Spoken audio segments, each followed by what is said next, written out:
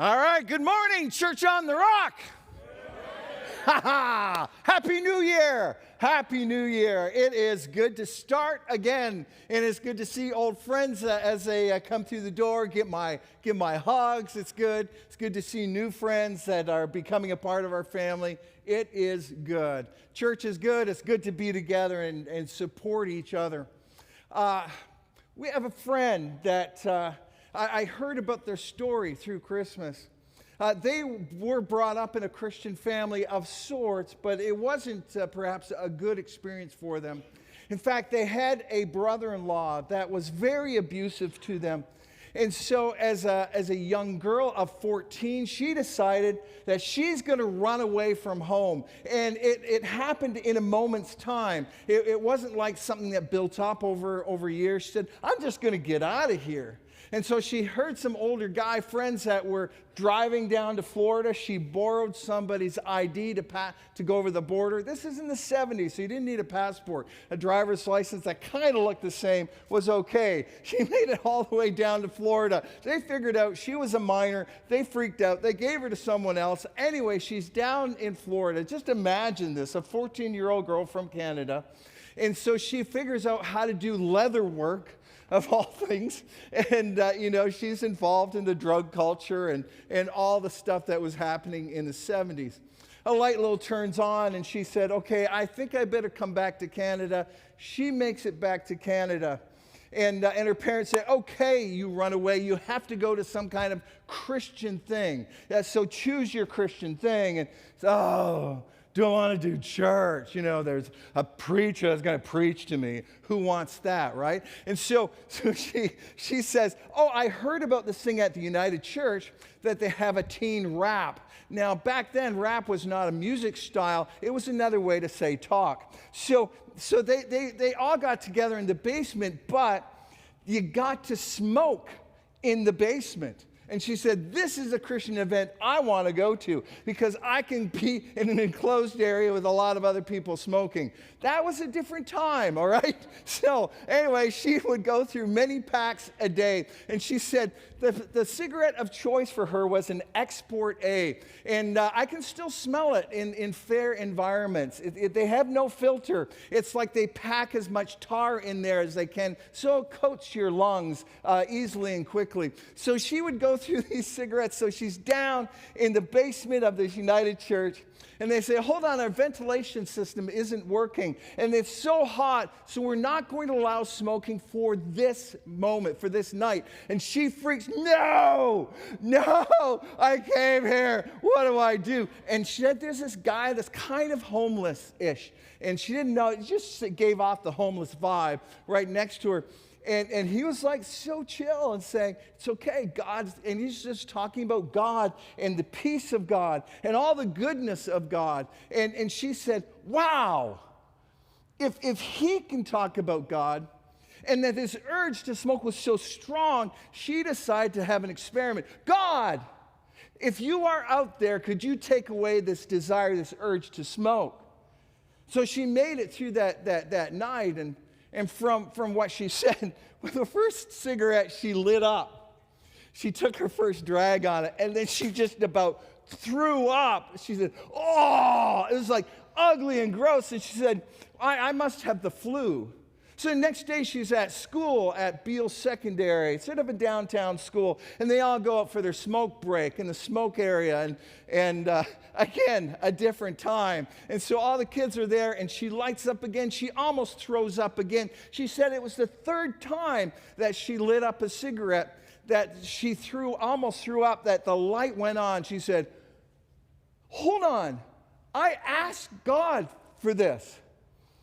Like, is this God?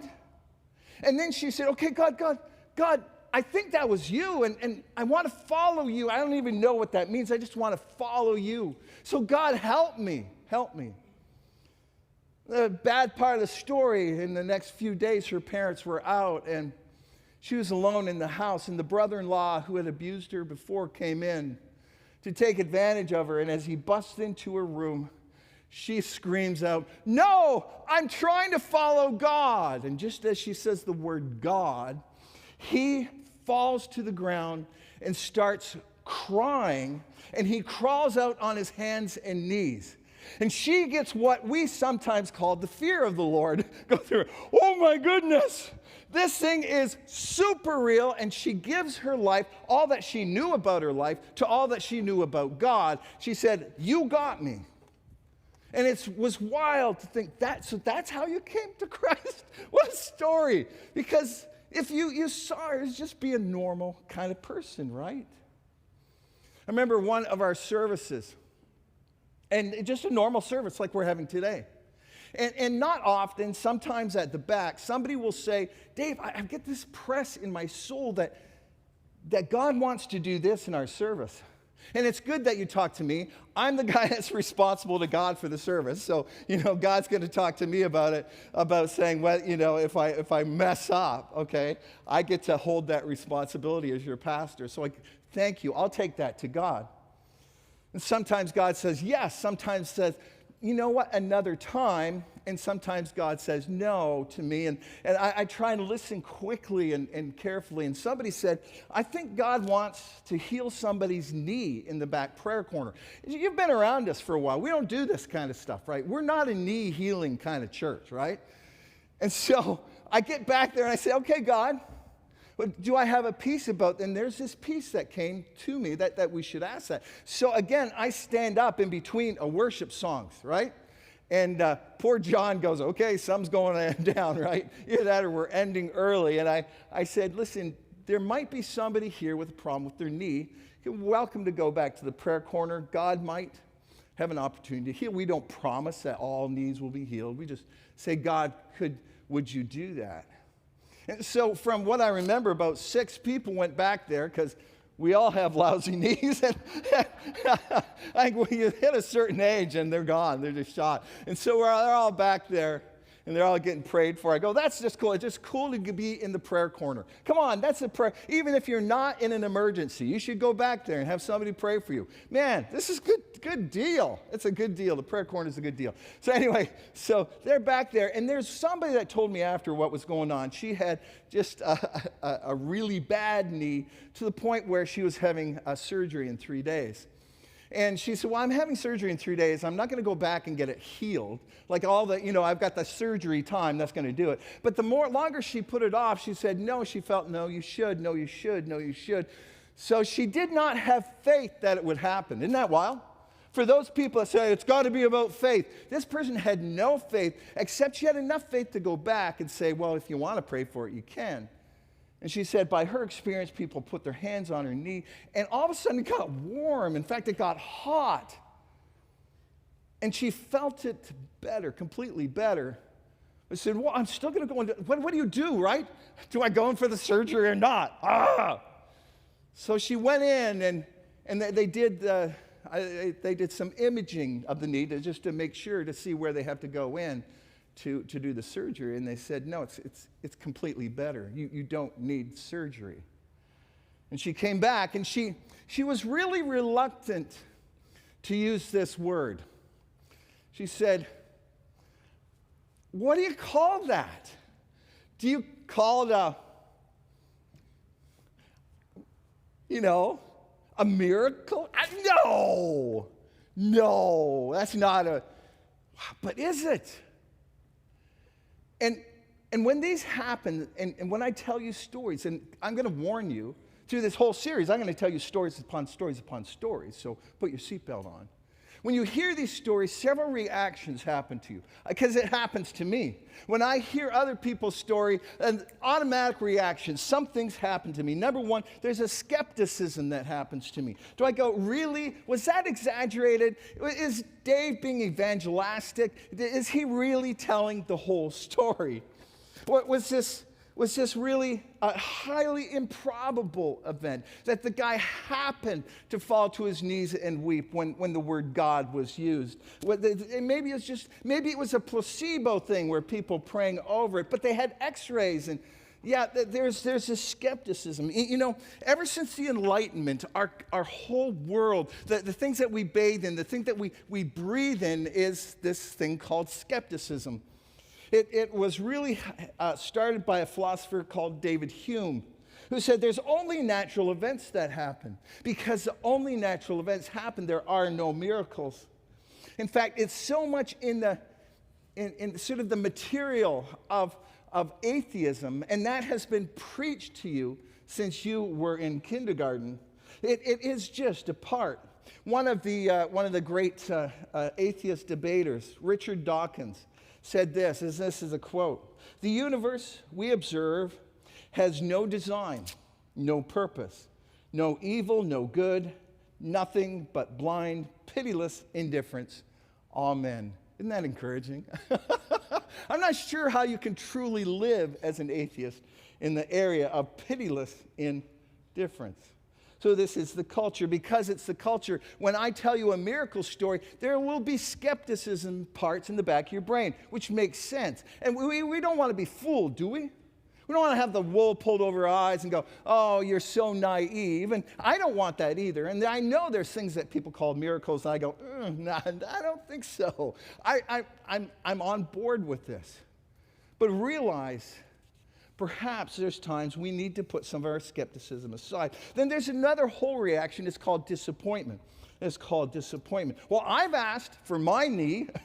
I've asked for my elbow. I've asked for my tinnitus. I've asked for so many things. God, do something. I am falling apart, all right? I'm just literally falling. Can you heal something? Pick one, and I'll be really happy. I'll be really happy. It's interesting. There's the editor of Skeptic magazine. His name is Shermer. He was a Christian, but the love of his life got in an accident. And he prayed with all the faith he had in his heart. And nothing happened. Because of his disappointment, he put his faith aside. And then there's some reactions to miracle stories of just having questions. Why some people and not other people? That strangely does not comfort me. So when I tell you miracle stories, I know these things are going to happen in you. And I'm almost loath to tell them to you because I know the pushback. You know why? Because I have it too. But you know what else happens when I hear a miracle story? There's this like little seed in me. This little seed of hope. Really? Could God do something again in people's lives? Could God show his power? In fact, the more I ask that question, there are miracles happening around the world, all through Africa. This is a normal thing. All through Asia, they pray and God moves. All through South America. And something happens here in North America that seems to put a wet blanket on all that. In fact, there's a researcher, his name is Addison. He said, wherever miracles happen, it's the forefront. It's like the front tidal wave of evangelism, of people coming to faith anywhere around the world. So is there a way that we can hope again? Is there a way? So for the next 4 weeks, we're going to hear story after story, and we're going to have answers for skepticism. I will give you answers. I'll give you answers for disappointments. And we're going to build a theological structure that will help you think about God and how to understand when miracles happen and when they don't. But that's only part of it. The other part is I want to plant seeds of hope in you, that you can have enough faith to ask again for God's specialty. You know what his specialty is? The impossible. The impossible. If you've been a part of Church on the Rock, you know that we've faced impossible again and again. The reason why we got our first 7 acres out there is because of I'll say it straight up, miracle. The reason why we got another 90 acres beside us, because not our good planning, not our great strategic thinking. It was because of a miracle. And I want to have enough faith to ask again. Because there's this verse that is like a grain of sand in my skeptical shoes.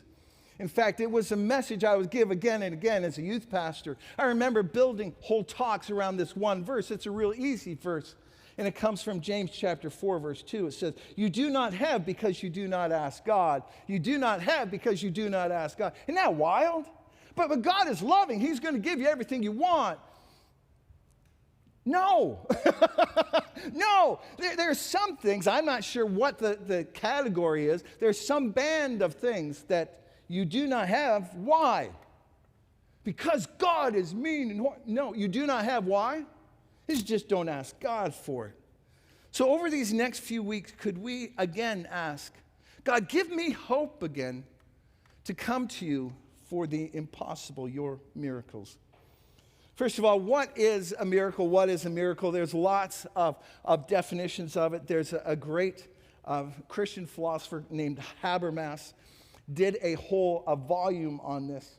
And one of the writers in it said a miracle is an event that is brought about by the power of God. It's not a natural occurring thing.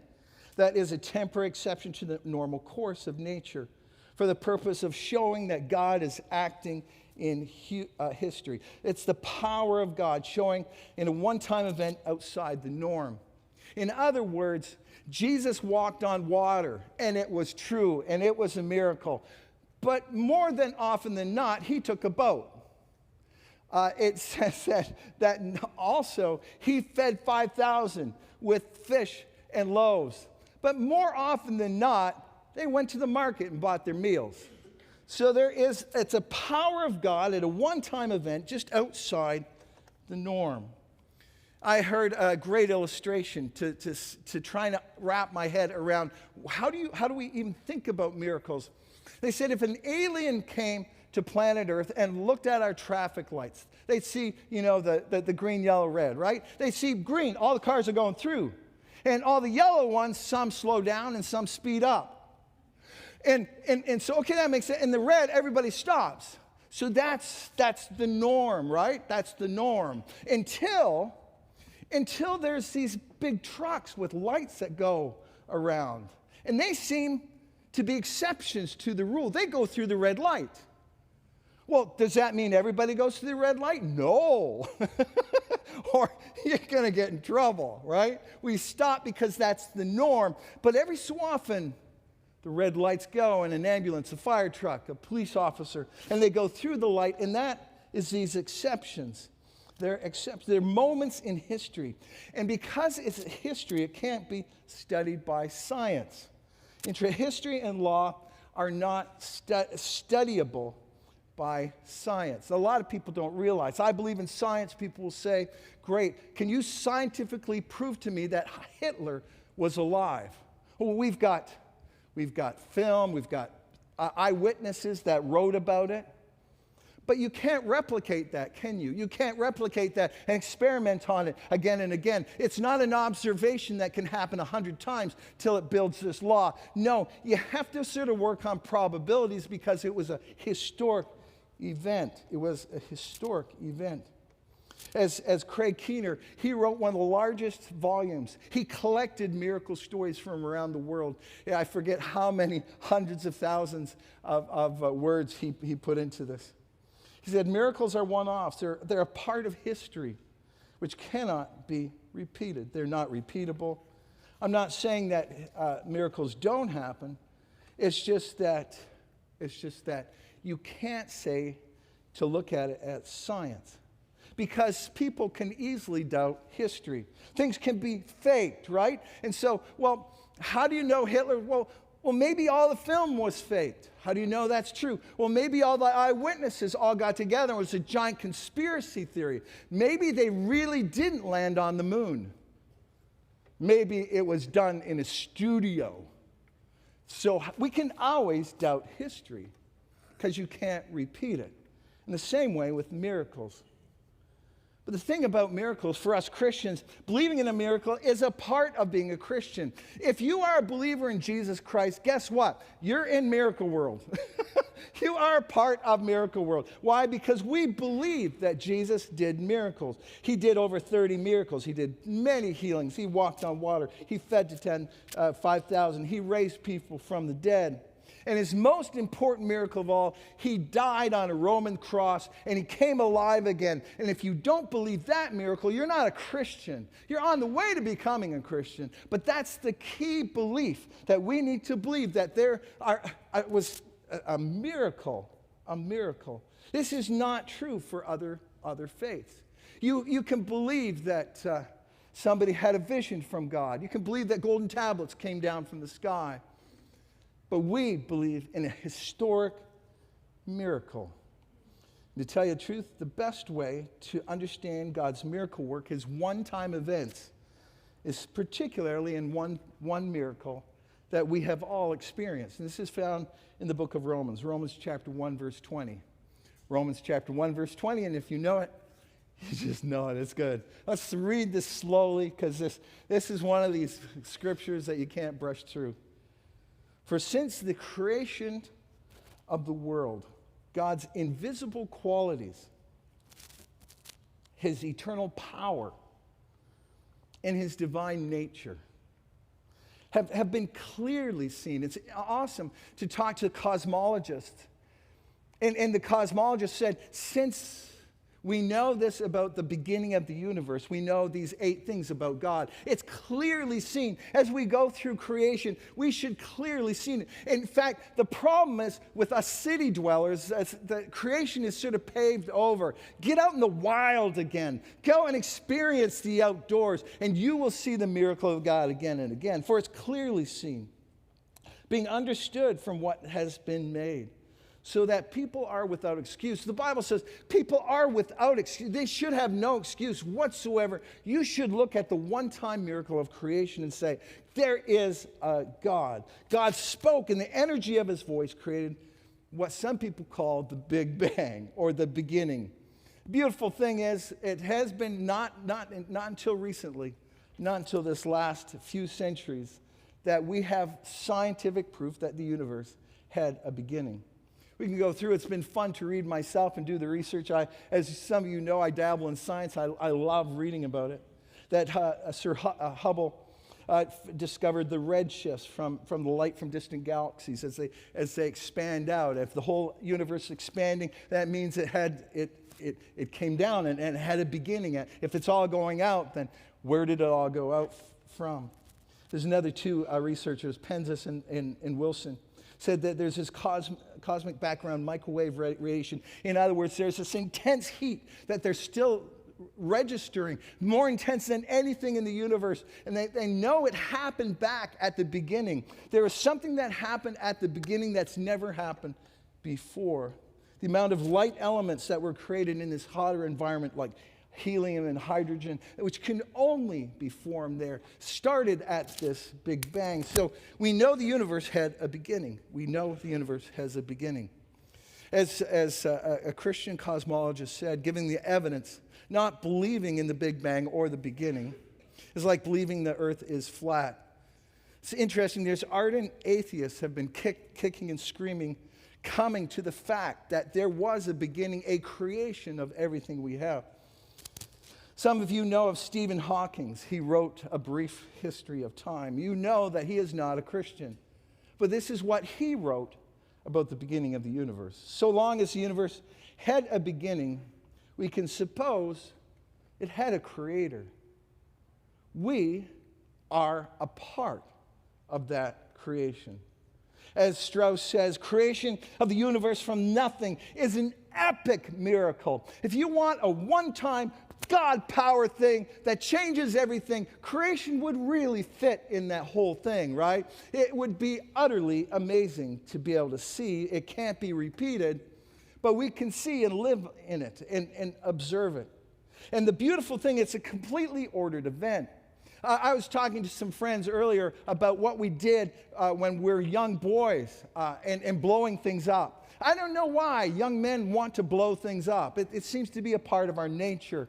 I remember my dad had Well, he's a magician, right? And he'd put 22 blanks in various things, like a wand. And he had a little trigger on the wand, boom, and everybody, and there the dove would appear, all that kind of stuff. But he had a barrel of 22 blanks, which as a 10-year-old boy, that was an amazing thing. And I remember taking him, packing him into the container, and, putting him in the middle of the fire, and we just ran. It was awesome. Boom! And the beautiful things, little rocks just went. We didn't, think that it might actually project rocks everywhere. And one of my buddies had a rock hit the back of his head, and he says, "I'm down!" He wasn't hurt that bad, but it was awesome. There's something I'm blowing up. But now imagine packing all kinds of things to blow it up, and you put glass and metal and gasoline all in a big fire. You light it, and you run. Boom, big bang. Now, would you expect at the other side for there to be a car that's actually running? No, you would expect chaos instead of awesome order. And God said, "Let there be light." Boom! And beautiful order comes out of it. It is a miracle. That's why he says it's an epic miracle. The miracle of creation. When I was reading about this, most academics are really compelled by what they call the fine-tuning of the universe. It's just this beautiful thing. They said if you look at a control board for large commercial jets, you'll see lots of dials, and you'll notice that they have to get each one right to be able to get the plane off the tarmac. But as the article I was reading, there's only about 20 of them they have to get right. Now, for the universe to work, there are hundreds of little dials that have to be perfect. If they're one click off, the universe no longer exists. In fact, I read this one scientist, that's his full-time job, is to make universes, like theoretical models, and try to change one of these hundreds of constants. And he says, it's never worked. It has never worked. They all just disintegrate in various ways. So what would be these little changes? Just the strength of gravity. Could you imagine if the gravity was heavier? We would all be a lot shorter, all right? The press of gravity, and no life would happen. Or if the gravity was just off a bit, everything would float off. The strength of the nuclear force. We know that there's a nucleus and electrons flying around, but it's a force that holds all matter together. If they were off by 1%, we would have no creation whatsoever. The changing of the light quark mass. There's quarks that make up the electrons and the neutrons and the protons. If they were off by 1%, there could be no carbon. There could be no life. In fact, they say, and this blew my mind, the amount of matter in the universe is needed. If we had more mass in the universe, everything would collapse into each other, into black holes. If we had less mass in the universe, there would be not enough to have any planets. Just the odds for fine-tuning. This is the odds for just the fine-tuning argument would be if you had a whole bunch of dimes, and you had one dime that was red, and you covered the whole earth in dimes, and you threw one in there that was red. The odds of all the fine-tuning events for you to find that one red one would be the 1 to the whatever, except one change. The dimes are as thick as from the planet to the moon. If that was that many dimes covering the whole earth, and there's one red one in there, the chances of all the fine-tuning events happening would be that fine. Our planet is a miracle. In fact, our planet is absolutely perfect. The spiral galaxy that we're in, if we're too close to the middle, then it's not, we will burn up. If we're too close at the end, we would fly off. Our spiral galaxy is beautiful. It's not an elliptical one. It's not an irregular one, and there's so few of those. We need our star to be just perfect. In the Middle Ages, a bachelor star, just giving off just enough light, just enough radiation that we could live. We have to be the perfect distance from the sun. And do you know how cold we get? Come on, Canadians. And that's because of the tilt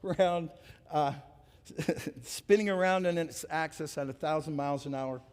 We're speeding through space as our solar system at 667,000 miles per hour. Milky Way galaxy is spinning at 468,000 miles an hour.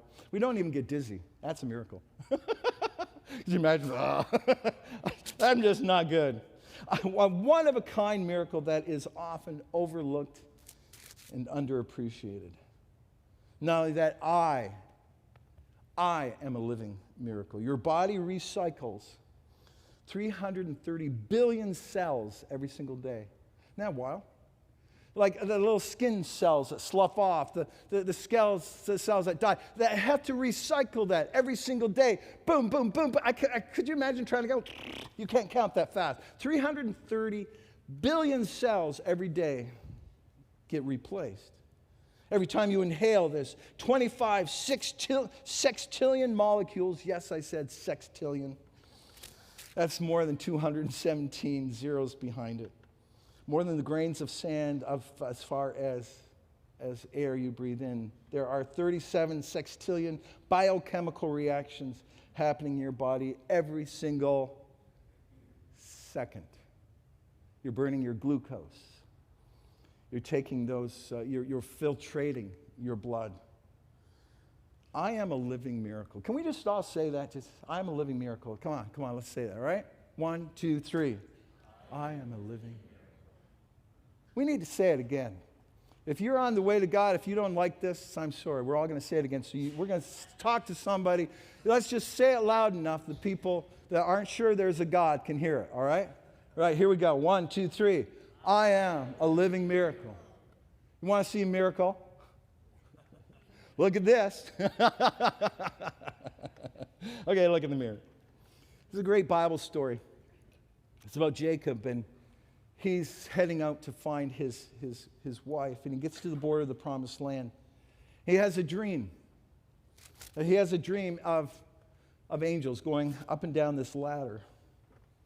And God has promised him the promises that were given to Abraham. And if you were here this summer, you remember those promises. He gives them the same promises. And this is what Jacob says in Genesis 28:15. I am with you and will watch over you, and wherever you go, I will bring you back to this land. I will not leave you until I've done what I promised to you. So that's God talking to Jacob. And when Jacob awoke, Genesis 28:16-17, when Jacob awoke from his sleep, he thought, surely the Lord is in this place, and I was not aware of it. Surely the Lord was in this place, and I was not aware of this. He was afraid and said, how awesome is this place? This is none other than the house of God. It's being translated Bethel. You go by a church that's called Bethel, that means the house of God. The house of God. We just reflect on this. Surely the Lord is in this place, right now, right here, in a gym. Surely the Lord is in this place as you drive your car away from here. When you go and around your table and things are not good, surely the Lord is in this place. Wherever you are, when you close your eyes at night, surely the Lord is in this place. This is none other than the house of God. Jacob, first of all, had his eyes just open to the active presence of God. He didn't see it. He walked through life without realizing he was in the presence of God in his miracle again and again. G.K. Chesterton says, we should always endeavor to marvel at the permanent thing and not the mere exception. To start off our whole series on miracles, let's start at baseline and start living in holy wonder that we are living in the house of God. I'm going to ask our worship team to come on up. How awesome is this place? This is none other than the house of God. This next year, I'll be starting a leadership training cohort. And one of the things that we're going to be doing is not only understanding the core doctrines of God, but to be able to defend them. And one of the things, one of the defenses that we will talk about will make it easy for you to talk about people on the way to God. And this is one of the illustrations that we will learn when we're there. It's called a smartphone on the beach. If you went walking along and you saw a smartphone on the beach, you go, oh, somebody lost this. You picked it up and you go, oh, it's locked. I wonder whose it is. Well, the first thing that comes to your mind is, wow, this thing happened by chance.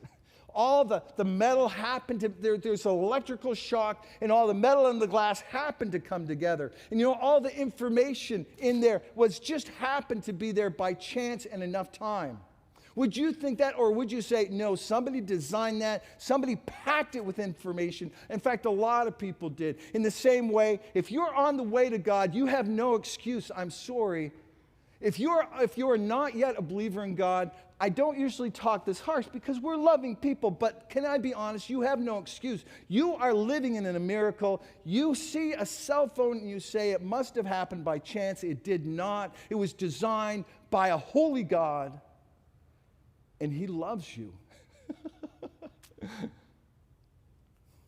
those of us, before I come down, I'm just going to ask us all to pray together. God, open my eyes to see your miracle. God, open my eyes to see. Just join in your heart. God, open my eyes to see your miracle. God, open my eyes to see your miracle. Amen.